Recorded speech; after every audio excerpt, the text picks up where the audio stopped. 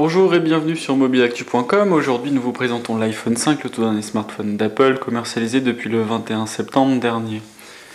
Alors par rapport à l'iPhone 4S, les nouveautés esthétiques se font essentiellement sur la face arrière et sur le côté.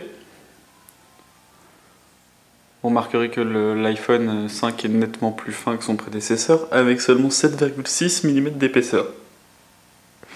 Niveau poids, la différence est également tout à fait notable, puisqu'il ne pèse désormais que 112 grammes contre environ un peu plus de 130 grammes pour l'iPhone 4S, je ne me souviens plus exactement combien.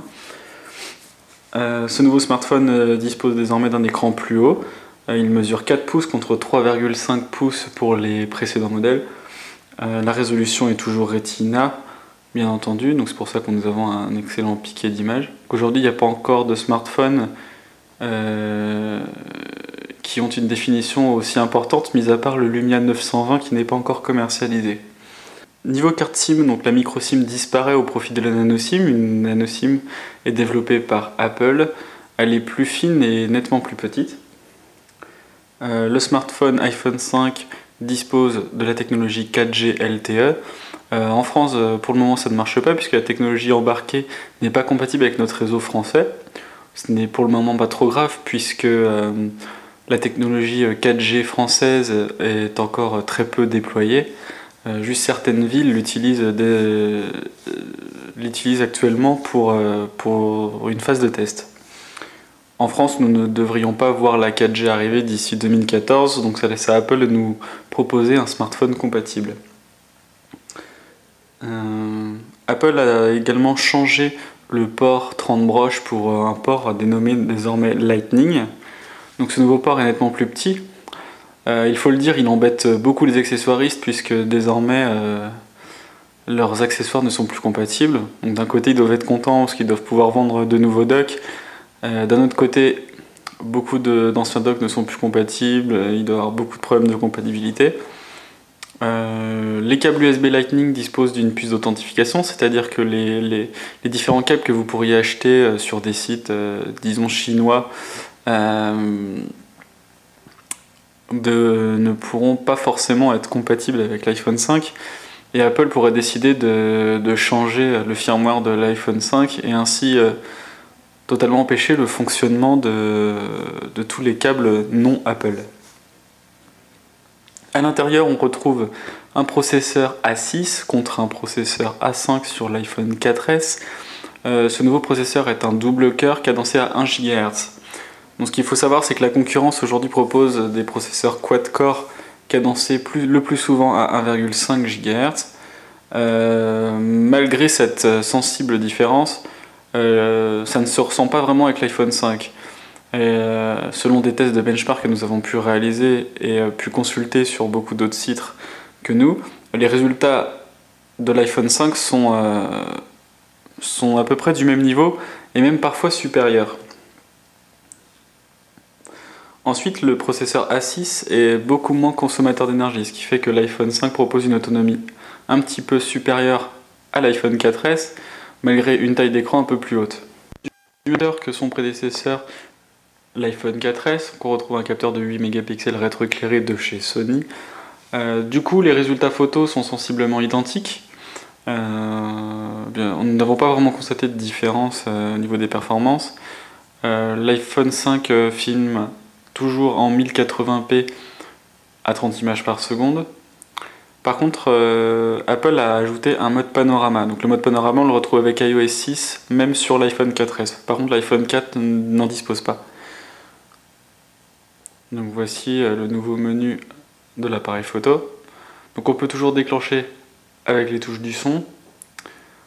Donc vous pouvez voir que l'orientation change selon la position de l'iPhone.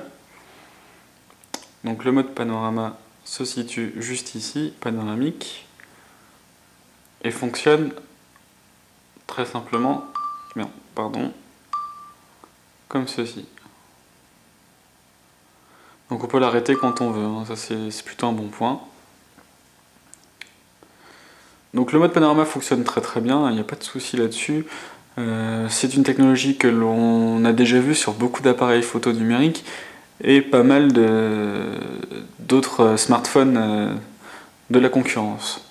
Alors au niveau des nouveautés iOS 6, nous avons par exemple l'application Passbook, juste ici, qui se chargera de répertorier vos cartes d'embarquement, billets, cartes de fidélité, etc. Donc pour le moment, il n'y a que très peu d'applications disponibles. En France, on notera par exemple Leclerc ou encore Auchan qui propose d'afficher la carte de fidélité de leurs clients directement dans l'application Passbook. Sinon, ailleurs, plusieurs compagnies aériennes se sont déjà penchées sur cette application Apple. Donc pour le moment, on n'en trouve pas grande utilité, mais ça devrait arriver d'ici quelques semaines, voire mois. iOS 6 a fait disparaître Google Maps. Donc c'est un sujet très important du web actuellement, puisque désormais Apple a développé sa propre application en partenariat avec TomTom. Donc voici comment elle se présente. Donc vous remarquerez que la carte a légèrement changé. On peut se placer en 3D comme ceci.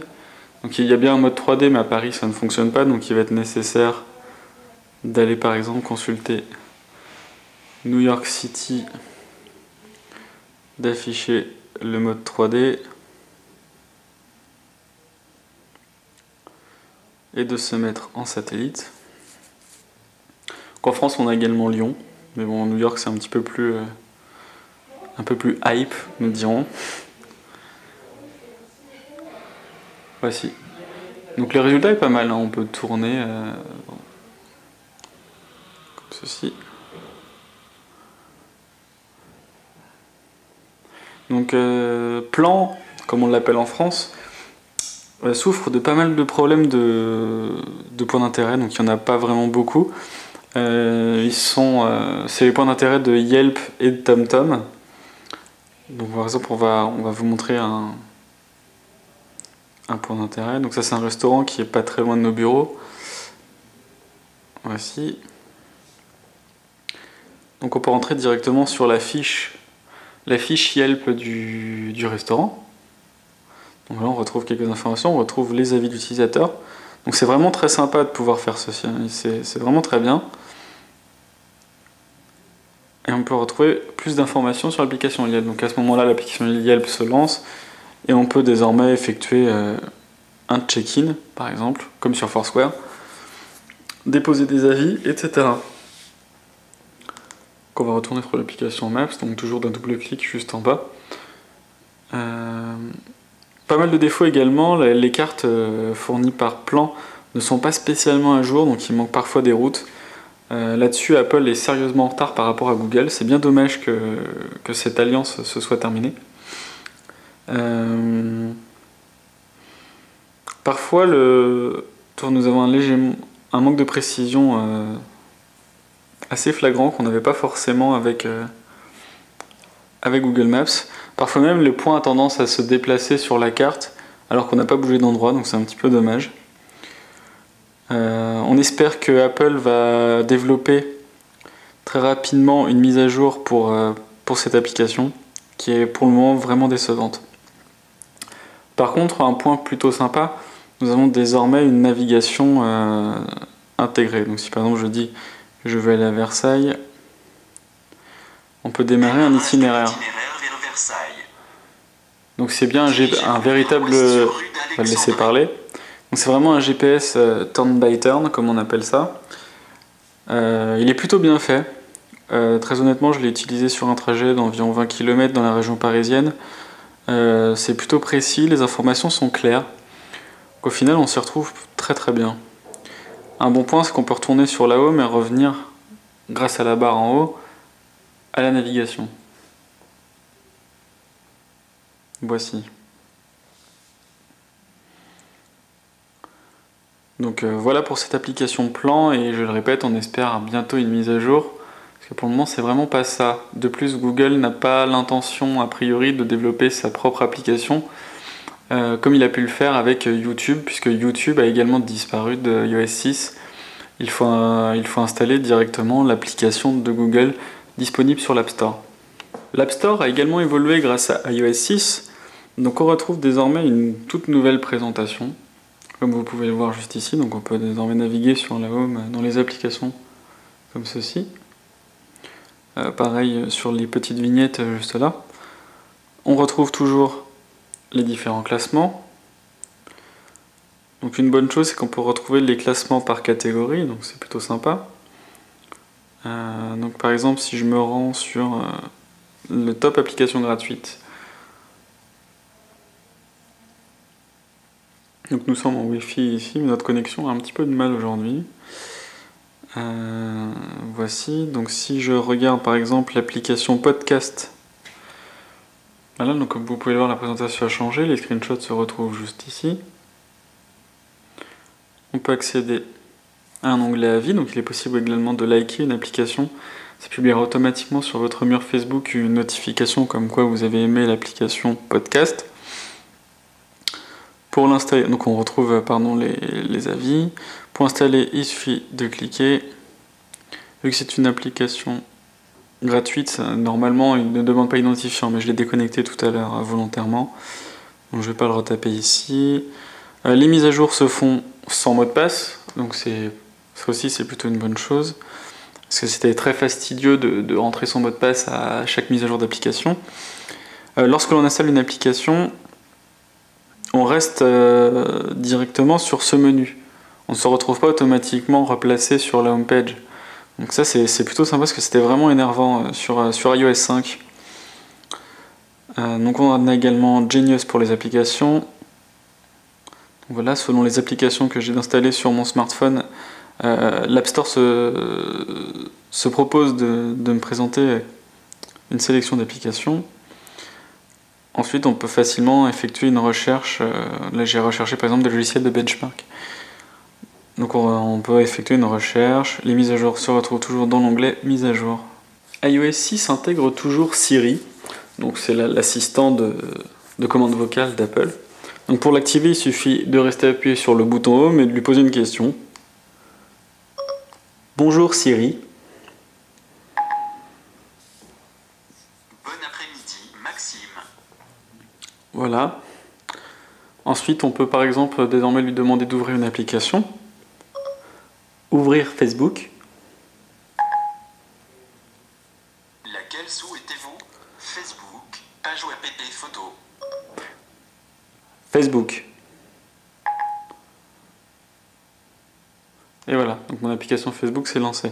Donc comme vous avez pu le voir, il m'a proposé plusieurs applications qui peuvent répondre à ma demande. Donc j'ai vu que j'ai plusieurs applications en relation avec Facebook, elles m'ont toutes été proposées. Ensuite, on peut par exemple lui demander les restaurants, un restaurant italien proche de nous, par exemple. Restaurant italien autour de moi. Selon mes sources, il y aurait 15 restaurants italiens dont 11 assez proches de votre emplacement.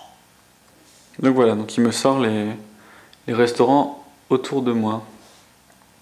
On peut par exemple lui demander ce qu'il y a au cinéma en ce moment. Qu'est-ce qu'il y a au cinéma en ce moment?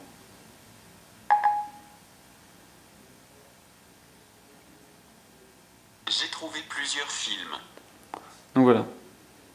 Donc si on prend la peine de parler suffisamment clair avec des phrases, on va dire en bon français, on retrouve donc les différentes sorties cinéma, les séances, etc. Donc lorsque l'on clique, on tombe sur une fiche du film et on peut acheter ou louer le film sur iTunes s'il est disponible, etc. On peut également consulter le foot.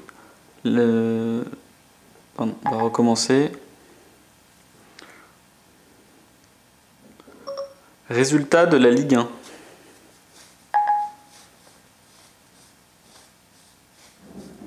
Je ne peux pas obtenir d'informations sur les séances de cinéma pour Paris. Donc là, il a compris que je parlais de l'ancienne requête, donc c'est une erreur. Résultat du foot.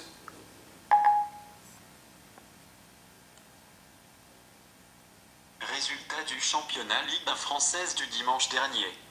Voilà, qui nous sort les résultats du foot de dimanche dernier. Donc c'est plutôt sympa. On n'en trouve pas encore vraiment l'utilité, il faut le dire. C'est peut-être très pratique également au volant, puisqu'on peut désormais lui demander de lancer un itinéraire directement. Un exemple. Comment aller à Angers? Suivez cet itinéraire pour vous rendre à Angers. Et voilà. Donc il lance un itinéraire et là il n'y a plus qu'à cliquer sur démarrer. Démarrage de l'itinéraire vers Ah non, Angers. ça c'est automatiquement, autant pour moi. Dirigez-vous vers l'ouest sur rue d'Alexandrie. Et voilà. Donc comme vous avez pu l'entendre, il donne la direction de départ, donc c'est plutôt pas mal. Concernant les autres nouveautés d'iOS 6, au final il n'y a pas grand chose. Le menu de réglage a été un petit peu retouché, on retrouve par exemple ici le Bluetooth, on retrouve un mode ne pas déranger, et les paramètres de confidentialité ont été mis en avant. Voilà, donc il y a encore quelques petits détails ici ou là dans le menu. On retrouve par exemple ici la possibilité d'ajouter un compte Facebook et de synchroniser calendrier, contact et d'accéder directement à Facebook. Donc Facebook se retrouve par exemple juste ici. On peut mettre à jour son statut d'un seul clic, donc il suffit de le taper. On peut également le demander à Siri de mettre à jour son statut Facebook. Par contre, il n'a pas le droit de publier de photos. Pour publier une photo, il faut se rendre dans sa galerie de photos. On ouvre une photo. Ensuite, depuis le bouton partager, on peut partager directement la photo sur Facebook, l'envoyer vers un flux de photos sur Twitter, la copier pour la mettre par exemple dans un email, l'enregistrer dans la pellicule si elle n'y est déjà pas, vu qu'ici elle est dans mon flux de photos. On peut l'imprimer et on peut également directement la mettre en fond d'écran.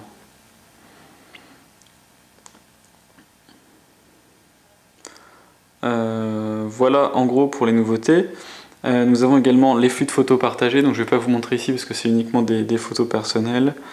Donc il suffit, comment ça fonctionne? En fait, il suffit de créer une galerie flux de photos partagés, d'inviter certaines personnes à rejoindre ces photos. Donc ensuite, les utilisateurs pourront commenter ou aimer les photos que vous aurez partagées. Donc je vous invite à lire notre test de l'iPhone 5 qui vous explique un petit peu mieux, avec quelques screenshots, comment ceci fonctionne.